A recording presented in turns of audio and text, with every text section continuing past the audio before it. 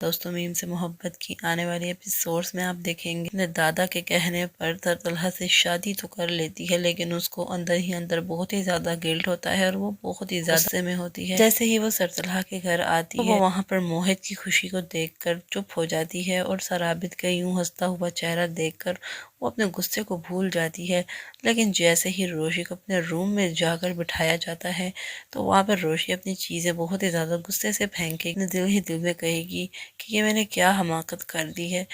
جس نے میرے پروپوزل کو انکار کیا اور مجھے ذلیل کیا، میں اسی کے ساتھ شادی کر کے آ گئی۔ تو یہاں پہ روشی خود سے یہ باتیں ہی کر رہی ہوتی ہے، یہاں پہ طلحہ کمرے میں داخل ہو جاتے ہیں اور وہ آتے ساتھ ہی روشی کو غصے میں کہ آخر کیا بات ہے، تم اتنا غصے میں کیوں ہو؟ تم جیسا چاہتی تھی ویسا ہو تو گیا۔ تو جواب میں روشی کہی میں یہ نہیں چاہتی تھی کہ میں آپ کے ساتھ شادی کر لوں، اور آپ طلحہ کہتے ہیں تو کیا پھر آپ شارق کے ساتھ شادی کرنا چاہتی تھی؟ تو روشی کہتی ہے کا تو نہیں معلوم، لیکن میں آپ کے ساتھ ایسے مجبوری کے رشتے میں نہیں بننا چاہتی تھی۔ آپ نے مجھ پہ ترس کھا کر مجھ سے شادی کرنے ایسا بالکل بھی نہیں چاہتی تھی۔ جواب میں طلحہ کہتے ہیں کہ آپ سے کس نے کہا کہ میں آپ پہ ترس کھا کر شادی کی، میں آپ سے محبت کرتا ہوں، آپ سے پہلے بھی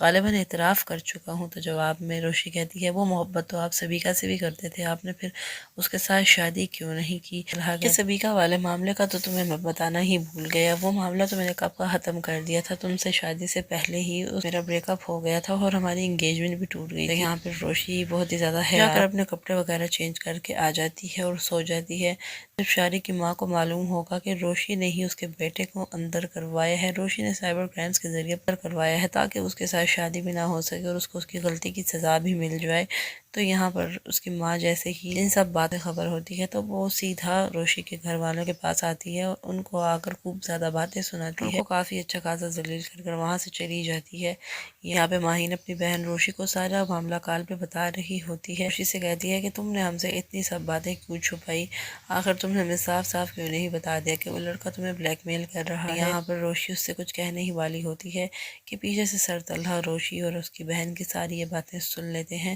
اور وہ روشی سے کہتے ہیں کہ یہ تم کیا باتیں کر رہی ہو، آخر تمہیں کس نے بلیک میل کیا ہے اور شارق اس دن بارات لے کر کیوں نہیں آیا تھا؟ روشی بہت ہی زیادہ ڈر جاتی ہے اور وہ طلحہ سے کہتی ہے کہ ایسی کوئی بات نہیں ہے۔ تو طلحہ کہتے ہیں کہ نہیں، یہ آپ کی بہن کون سی ویڈیو والی بات کر رہی ہے، کیسی ویڈیو آپ کی شارق نے بنا۔ پر روشی طلحہ کو بہانہ بناتے ہوئے کہتی ہے کہ وہ تو ویسے ہی بول رہی۔ تو یہاں پہ طلحہ روشی کو لے کر نکل جاتے ہیں اور ڈائریکٹ شارق کی طرف چلے جاتے ہیں، شارق کے پاس جا کر اس کے گریبان میں ہاتھ ڈالتے ہیں اور اسے کہتا ہے کہ تم نے آخر روشی کو اتنا بلیک میل کیوں کیا،